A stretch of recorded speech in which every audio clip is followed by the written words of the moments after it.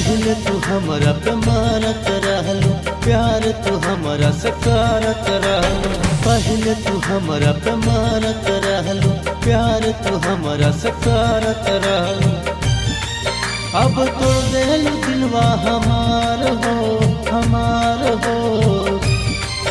जब से मिलल बनाओ का भतार हो, ठुकरा देलू हमरा प्यार हो। जब से मिलल बनाओ का भतार हो, ठुकरा देलू हमरा प्यार हो।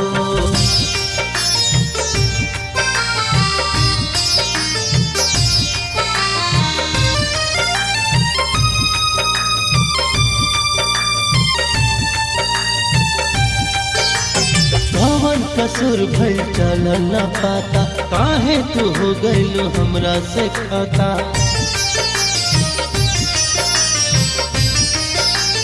कौन कसूर भइल चल न पाता, काहे तू हो गइलू हमरा से खाता। तोहरा बिना मर जाए दुरानी, एक पल दूरी न हमसे सहाता। तू ही जिए के रहलू आधार हो, आधार हो। जब से मिलल बनाओ का भतार हो, ठुकरा देलू हमरा प्यार हो। जब से मिलल बनाओ का भतार हो, ठुकरा देलू हमरा प्यार हो।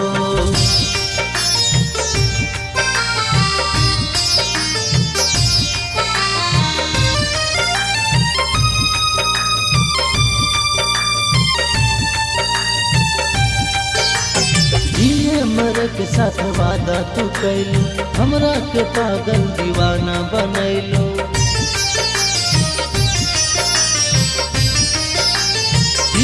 मरे के साथ वादा तू कैलू, हमरा के पागल दीवाना बनैलू। जिंदगी में हमरा तू आगे रानी, काहेला हथवा से हथवा छोड़ैलू। हमरा जिंदगी तू दिलू उजाड़ हो, उजाड़ हो।